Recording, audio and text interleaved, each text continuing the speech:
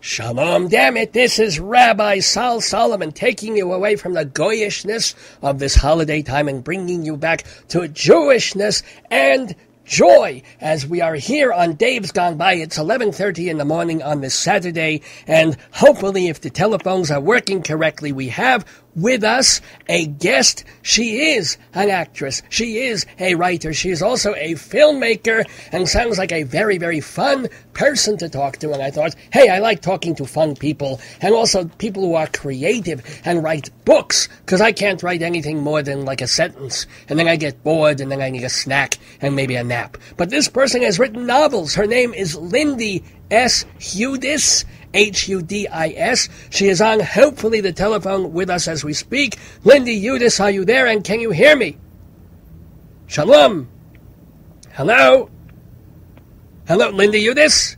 All right, she can't hear a word I'm saying, so I'm going to have to put her through the speakerphone instead. Hold on one moment. Lindy Hudis, can you hear us? Yes, I hear you just fine. Okay, let me get you on your speakerphone. We tried to get you through the board, but of course, this being university radio, nothing works properly. But you sound... How are you doing, Lindy? I'm fine. How are you? Oh, I'm good. Most important question before I ask anything else. Tremendously very important question. Doesn't matter whether it's yes or no, but I need to know. Okay. Are you Jewish? My father was Jewish. God rest his soul. He's passed away. My mother is Southern Baptist. And my maiden name is Sternberger, and I grew up in the buckle of the Tennessee Bible Belt with a last name like Sternberger and a Baptist mom and a Jewish father, so it was an interesting experience. I can imagine. Well, how were you specifically raised, if anything at all? Well, with both. I mean, my parents were very generous, and they just said, make your own decision where religion is concerned. And, you know, it was interesting because we celebrated Hanukkah and Christmas, and I'd go to the Jewish Community Center and we'd go to church. So I was exposed to both. So it was a very enlightening experience. So right now I'm spiritual but not religious. Spiritual, not religious. And you are married? What is your husband's denomination there? Well, my husband is the exact same. His father is Jewish and his mother is Catholic, and he calls himself an Oive Maria. Oh, my God. Save me the jokes. He's the exact as me. He's spiritual but not religious. So we come from families that are very similar. Now, I assumed that your husband was not Jewish, very mainly because of his career. He's a stuntman, and I'd never heard of a Jewish stuntman. That's crazy. What does he do? How did he get involved in such a crazy lifestyle thing? Well, actually, my husband, he just finished working on that TV show called Southland, and he did a stunt. I can't say what the stunt was because that would give away a plot point, and if anybody is fans of the show Southland, I don't want to give away too much. I don't think anybody listening to this program is a fan of Southland, but I've never even heard of the damn thing. But maybe there are 2 or 3 people who are watching it, so don't give it away. But how dangerous was it? Well, it had to do with cars. His specialty is car stunts. He crashes cars for a living. And my husband was an actor. He was a child actor. He was in a film called The Cowboys with John Wayne. Oh, my God. And his character was Charlie Schwartz, the only Jewish cowboy. I love how these things all sort of circle around and dovetail. Isn't that wonderful? Yes, exactly. And his father is the very distinguished English writer by the name of Norman Hudis, who is a Jewish gentleman. And he was a writer back in England in the 60s. He wrote a very popular English TV series called Carry On, and of course Hollywood Beckoned. The Carry On series. Yes, he wrote for that, Norman Hudis. That's my father-in-law. And he came out to Hollywood around the late 50s, 60s, and my husband just grew up around the entertainment business, and he just kind of fell into acting. And then he became really interested in stunts, and that's what he does for a living. He crashes cars, he crashes buses. He did a stunt several years ago on a TV series called I Dare You. And you know that stunt where a guy takes a motorcycle and jumps over buses? Well, he reversed it, and he jumped a bus over motorcycles. So he took his bus and he jumped over motorcycles, and I remember we were engaged at the time, and the pyrotechnics went off a second too soon. And the bus, which was filled up with air, just ignited into this big, huge fireball. And I was petrified. I was like, oh no, but he was okay. So that's what he does for a living. He jumps fiery buses up on ramps and... Oh, who doesn't? Honestly, yes, who doesn't? Exactly. Well, but let me ask you, if you have a husband who does this kind of thing, well, I know he's more safe than 99% of us are in our daily lives. I mean, people go in their cars and they text, they cross without looking both ways. We don't even think we do stupid things without... He has to be very, very careful in everything he does, and yet what he does is a little dangerous and crazy. Do you say a novena or whatever the hell you have to say before he walks out the door every day? Always. But the issue with stunts on a movie set or a television set is that the safety issues involved, they're very strict. There's always a medic on set, and they take very good care to make sure the stunt players are safe. So, I do worry about him, but at the same time, I can't tell him, no, you can't do this, because that's what he does. But so that's what I do. I just say a little prayer and keep my fingers crossed. And he's very good at what he does. He's been doing it a long time. But there are a lot of very strict safety regulations on a movie or television set. So that's good. Has he ever been hurt? No, I'm knocking on wood right now. No, he hasn't. I got toy. I'm spitting through my fingers, and which is not a, not a good thing for a radio host to do, because it goes on the microphone and causes an electric shock. See? I wouldn't do that if I were you. See, if your husband were doing it, he would show me how to do it without getting water all over the microphone and causing terrible danger to myself. See, that's the difference. There it is. Exactly. Now, we've talked about your husband. This is Lindy Hudis we're talking. Now let's talk to you. You were also... did you meet your husband when you were an actress? Is that how it worked? Yes, actually, I did. There is a theater in Burbank, California, it's now called the Lonnie Chapman Theater, but at the time it was called a group repertory theater, and he was directing a play, and I went in to audition for it, and, we just kind of became really good friends and got together doing that. And he was directing a play, and I just went in. It was one of those 99-seat equity waiver theaters where the actors basically go in to stretch their craft and do theater, and people come in to watch it. And there's not really any pay for the actors. Actually, there's no pay at all. Of course. It's just mostly doing theater for the love of doing theater, and that's how I met my husband, was at this theater in Burbank, California. I have to ask this question. It's a total... No one else will care about this question but me and Dave, who is the host of this program. Was that theater owned by a fellow named Richmond Shepard? Does that name ring a bell? No, it was owned by a guy named Lonnie Chapman, who has since passed away. Oh, and they named the theater after him. The Lonnie Chapman Theater. Got it. Okay, just checking, just wondering. So, how long ago was this, by the way? This was in, this was in 2000. Oh, fairly recently. I thought this was years ago. So, not when he passed away. When you met your husband, I mean, this was 2000. Yeah, when I met my husband. Yes, it was in February of 2000. Oh, mit Mazel, so 12 years. Congratulations. Thank you. And I'm a mom of 2 small children now, so I don't really do the acting thing anymore. I've kind of given up on that and turned my focus onto writing and mom and life. So. Well, first of all, you've got girls, boys. What do you got? I have a 5-year-old son. Is he circumcised? Yes, he is. Okay. Yes, he is. Okay, thank God. And a 10-year-old daughter. Is she circumcised? No, she's not. She's not African. No, I know. She's not. And Grandma is in the other room right now, trying to keep them from bursting into the bedroom and being very, very loud, which they have a tendency to do. They had to explain that Mommy's on the radio today, and to please keep your voices down to a reasonable pitch today. So. That's right. I thank you certainly for that. But before we talk about your current writing life, since we're in the acting sort of game, did you do any movies or just TV? I know you did some theater. What did you do? Well, I was more like an aspiring actress. I went to NYU. I studied acting at NYU and did some theater there.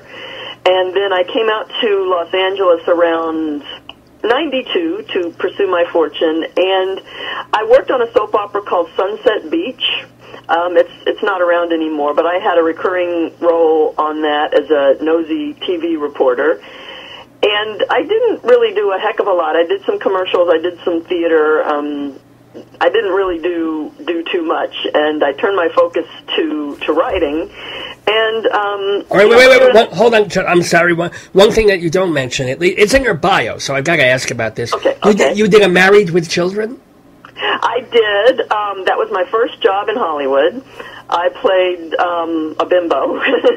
All right.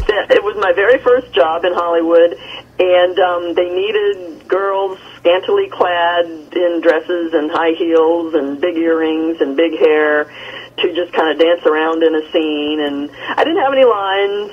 I was more like a party girl dancing in the scene, but I put that in my bio because it was my first job in Hollywood, and if I ever write my autobiography, I'm going to call it Second Bimbo from the Left, because that was my first acting job in Hollywood. I hate to tell you, but you may not remember, but I was the fourth bimbo from the left. You were. I auditioned. They didn't want me at first, but then one other girl dropped out because I broke her ankle, and then they gave me the role. So you were the one in the red sequin dress and the high heels. Yeah, now you remember. And the mustache. Okay, I remember. Yeah. Oh, wow. You had a boyfriend in a band at the time. He was really cute. Well, I don't know about that. But anywho. But do you have any memories of doing television, of doing Sunset Beach, or any anecdotes or stories about it? No, not really anything interesting.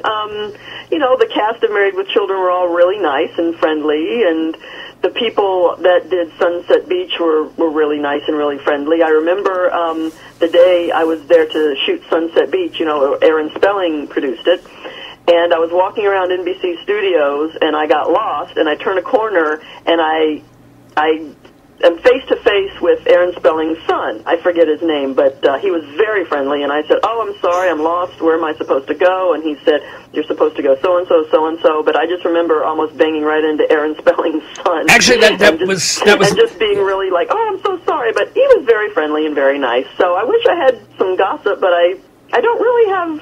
Are you sure that was Aaron Spelling's son? It could have been Tori. She was not an attractive woman. She was, No, it was the son. All right.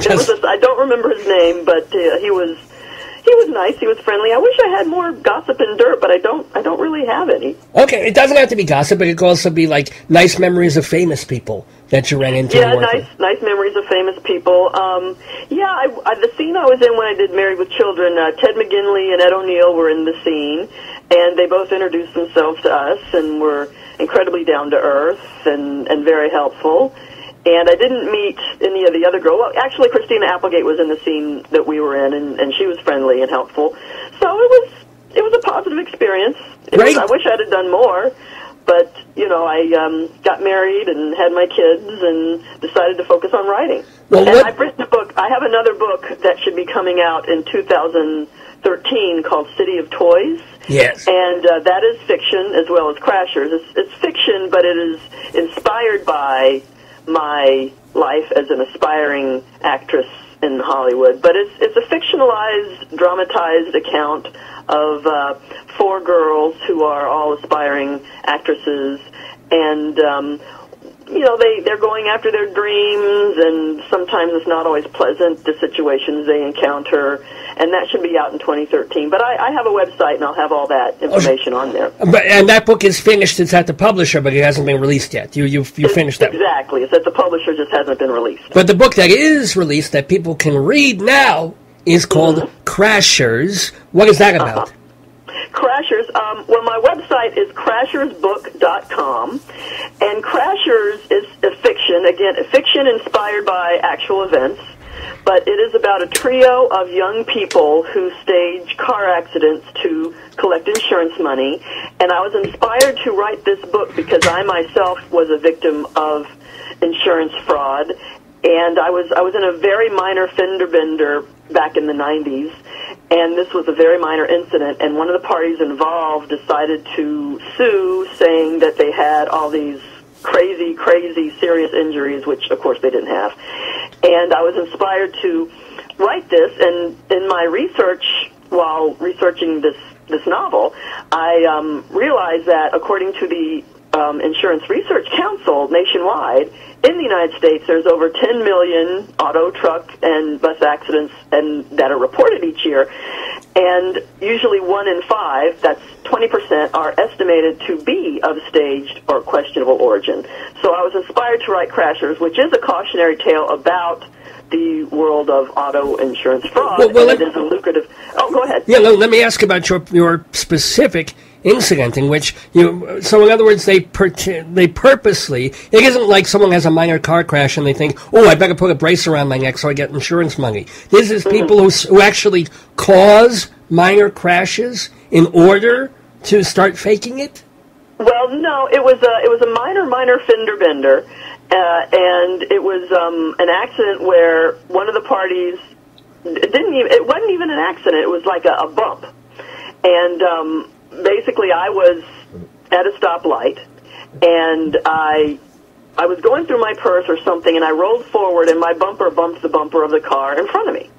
And it was just a minor bump, and the girl, of course, calls an ambulance, calls the fire department, made up all these stories, and my insurance adjuster told me that the injuries she was claiming that she had were not consistent with the damage to her bumper, which was non-existent. Right. And they were making up all these lies, and they were trying to sue, and it was just, it wasn't that this person caused the accident, but it was an issue of fraud, and it made me very angry. And at first, I was naive. I thought this kind of thing was an urban legend. I didn't think people really did do this. That's absolutely. And so I researched this. Excuse me. I researched people doing this, and I came to the conclusion that people will automatically stage a car accident and claim injuries to collect the insurance money. And my book, again, to reiterate that it is fiction, is about a group of people who are down on their luck, and they decide to try this, and they get mixed up with a crowd of people that are of questionable, they're very shady people, and the well just gets deeper and deeper, and the walls get more and more slippery as they try and get out of this well. So I just discovered, researching this novel, that people do this kind of thing for a living, and it was just baffling to me that they get away with it. It's pretty, they do, or sometimes get away with it. Your person did not, I assume. Everything was thrown out. This person did not get away with it. And were they convicted of anything? Did they do any time or have to pay anything for the fraud? Or they just didn't collect any insurance money? I don't know the outcome of what happened to this person. Now, this incident happened in 1995, so I'm not sure if this person did do any time or get arrested or anything. I think they just became greedy. They saw an opportunity. They wanted to get some money. And I think what happened was they just didn't get any money. I don't know if they were arrested. I just think that the upshot was they didn't get any money. They might have seen dollar signs and tried to pull a fast one on the system, which people do, and sometimes they get away with it and sometimes they don't. But I don't believe this person was arrested or anything. Right. Oh, please, I've tried to collect insurance on the same Torah 4 times. I hold a lighter next to it. There's a little singeing, and then I call up the insurance company. It's like, there's a page burned, which means we have to do half of the whole Torah over. They hang up. I try. Oh my God! Kind of like the guy who had the cigars that he insured, and when he smoked them all, he tried to collect insurance money on it. Did that actually happen? I heard this. There was a guy who had very expensive cigars, and he insured them. And when he smoked them, he tried to collect on the insurance money, and the insurance company said that they can't give him any money because it was theoretically arson. Oh, very good. Good for them. That's exactly very clever. Or the person who kills his parents and then tries to collect money for being an orphan. That whole sort of thing. But we're talking with Lindy. Is it Lindy S. Hudis, or do I just call you Lindy Hudis? What's the actual? You can call me Lindy, but it's Hudis. It's pronounced with my husband calls it the Irish U, so it's Hudis. I get Hudis sometimes, but it's Hudis. Hudis. Oh, I'm glad you have a sense of humor about it. Anywho, well, thank you. Let me ask about the first book, that transition from being an actress. Did you start writing short fiction and essays and poems, or did you just go right from, boom, I'm an actress, to I have an idea for a novel, a long-form thing, let me do it? Okay, I'll tell you about that. My first novel is a book called Weekends, which, Crashers and Weekends are all available on Amazon.com. I also have a collection, I also have an anthology called the S&M Club, which is a collection of erotic short stories. Woohoo! Yes. Go look for those, yes. Yeah, it's a collection of bondage Ooh. short stories. And basically, I always had fantasies about creative writing, and I would always, in my spare time, just write for fun, just as a stress release. And what happened was, many, many years ago, I was sitting in my apartment in Hollywood, and I started writing Weekends, my romance suspense novel. And I wrote the first 22 pages, and just as something to do, just as an artistic outlet, just as a way to relieve stress. And it was written on an old-fashioned typewriter, you know, the kind where you plunk around and you have to have paper and all that. Oh, yes. Those old things. And I took the 22 pages and I just shoved them in an envelope and shoved them in a drawer. And then when I married my husband and I moved in with him, I was going through all of my stuff, and I found in a box these 22 pages of Weekends that I had written years before. And I looked through it and I read it, and I showed it to my husband, and I showed it to my father-in-law especially, and I said, well, what do you think? Is there any potential here? My father-in-law, who's English, he's an English writer, he read it and he says, well, you have potential to be a commercial writer. Is this the guy from the Carry On series? Is that yes, it's him. Okay. It's him. And he is a brilliant writer, a brilliant screenwriter, and his giving me advice was all I needed. So I took the 22 pages, and I put them on the computer, and I thought, what the heck? Might as well finish it. Well, I got pregnant with my daughter. I gave birth to my daughter. And during the time, I was with my daughter at home with her, and when she was taking her nap, I would go to the computer, and I just write a couple of pages just for the heck of it, just for something to do while my infant daughter, who's now 10, was sleeping. So every time she'd take a nap, I'd go to the computer and just write for fun, just write for fun, just write for fun. Next thing I knew, I had about 275 pages. My God. Mm-hmm. And then the leap from... Well, of course, writing is really rewriting, so then you had to edit and rewrite. And how did that get... You all right? I am. I just got a little coughing fit, sorry. But it's okay, you're half Jewish. There's always phlegm involved in that, yes. Exactly. So what I did was I had 200 and something pages, and I put together a little query letter. And I thought, oh, what have I got to lose? What have I got to lose? So I took the query letter and I mailed it out to some publishers and agents. And of course, you get the rejection letters, you get the no thanks, you get the get lost, all this kind of stuff. You get the rejection letters, which I still have. Of course. And then there was a very, very small publisher who said, send us a manuscript, we'll read it. A small independent publisher. And they were called Whiskey Creek Press. And I said, sure, why not? So I sent them the manuscript, and they offered me a publishing contract, and I couldn't believe it. I was like, oh my gosh. It was like, wow, a publishing contract. I couldn't believe it. So they were the first publisher to publish Weekends. And then from there, I had a bigger publisher get interested in Weekends. So when my contract expired with Whiskey Creek Press, I went on to Legacy, and they are an independent publisher up in Canada.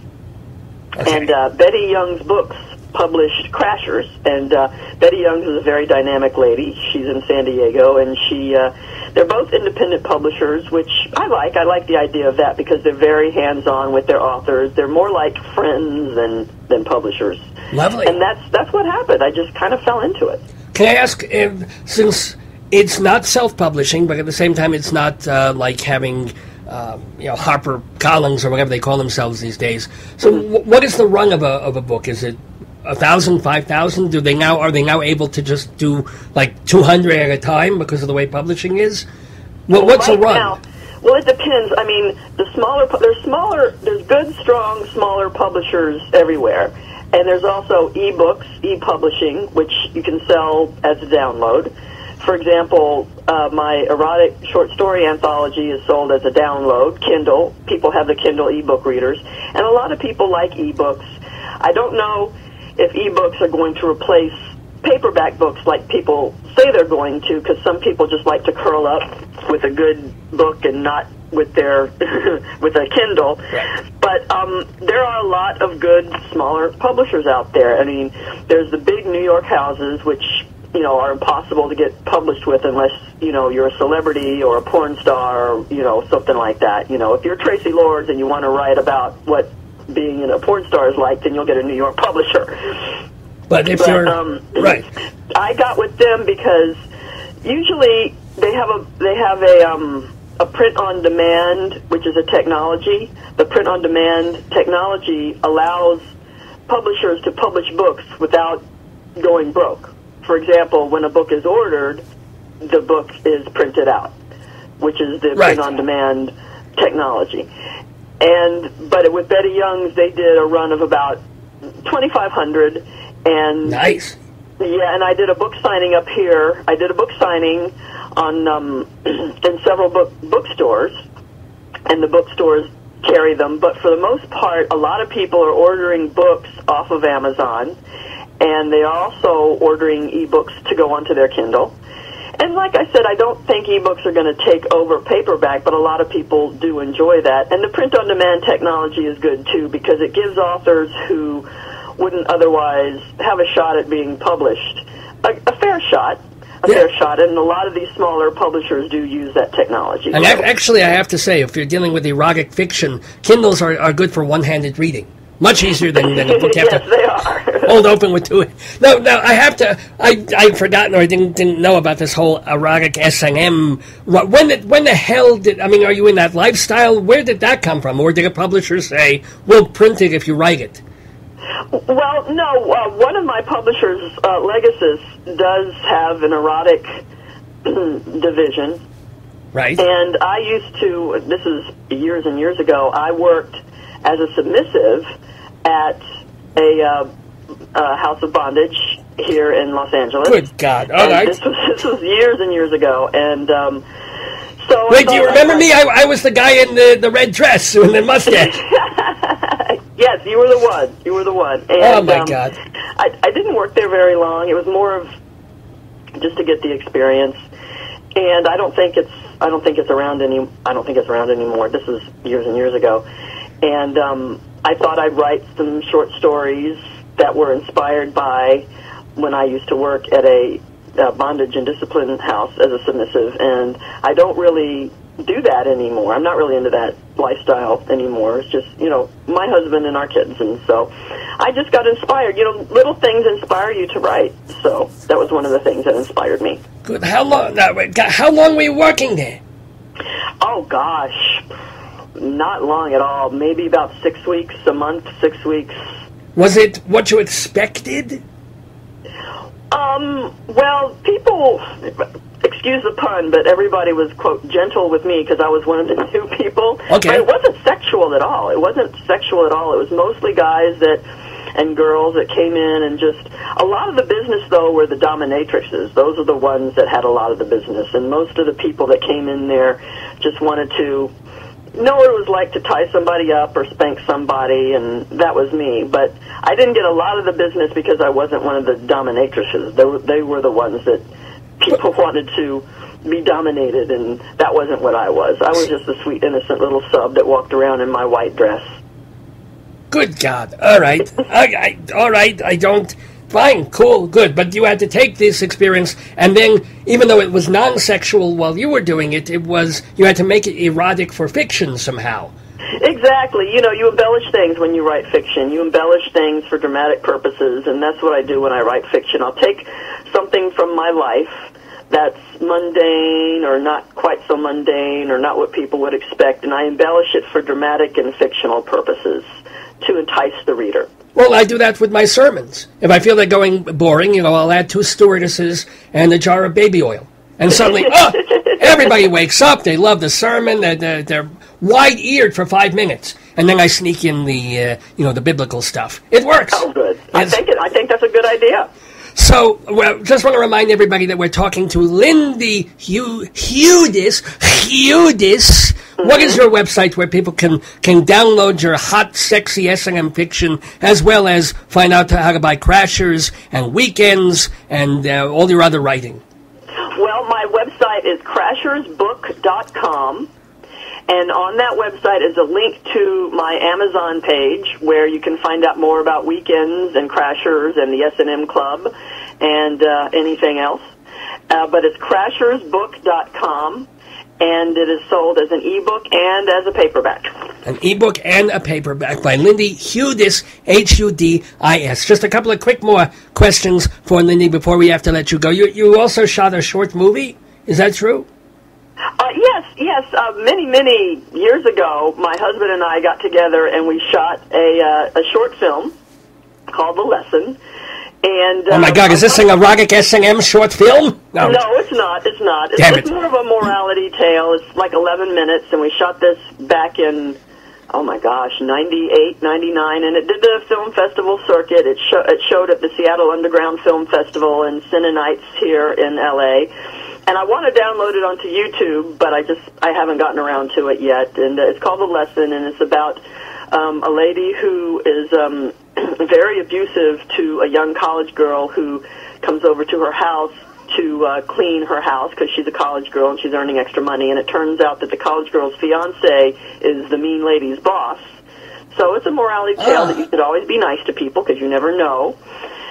And I should probably go on and download it onto YouTube, but I haven't had the time. Well, do it. And, next time your children are sleeping, instead of writing a book, do a little, or download while you're writing. Because you hit one button, it starts uploading, and then you're good.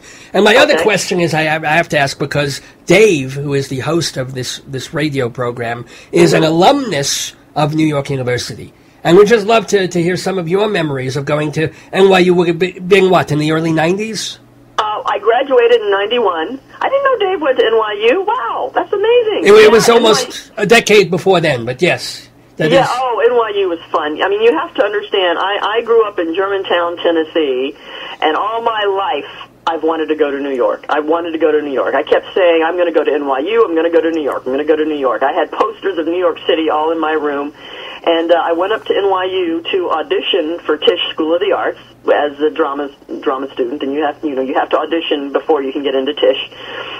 Right. And I went in and I did my monologues, and I auditioned for a guy named Ron Argelander, who was one of the deans over there, and he told me right then and there that I got in, and I was like, I mean, I couldn't believe it. I just wanted to scream. And when I went up to New York, everybody would say, because I had a real thick Southern accent at the time, and they were like, oh, where are you from? Where are you from? And I said, Tennessee. And they're like, is it a culture shock coming from Tennessee to New York? And I'm like, you know what? I'm just so happy to be in New York that I didn't even notice. I was like, I'm in New York, and it's so funny because I know that we have to go, but I want to tell you one more funny story about NYU. I was in Washington Square Park one day, and I had been living in New York for maybe about a month, and I was walking to my classes, and a girl comes up to me. I think she was French or whatever, but she comes up to me and she goes, excuse me, which way is Broadway Street? And I point into the direction of Broadway, and I go, it's right down yonder, down there. And she probably thought I was some bumpkin right off the bus, which You kind of were, actually. Which I was.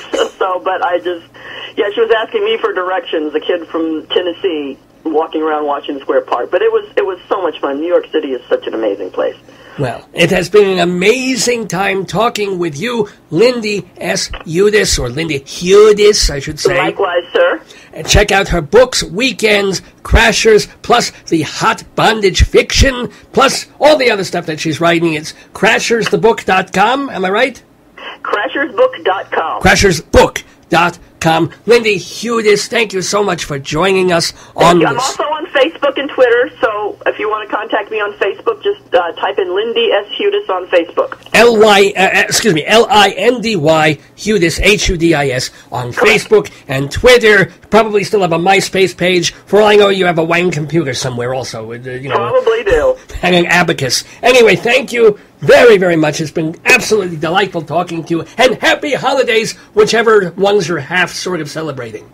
Exactly. Thank you so much for having me. It was a pleasure. Shalom. Thank you. Bye-bye now. Thank you. Bye-bye.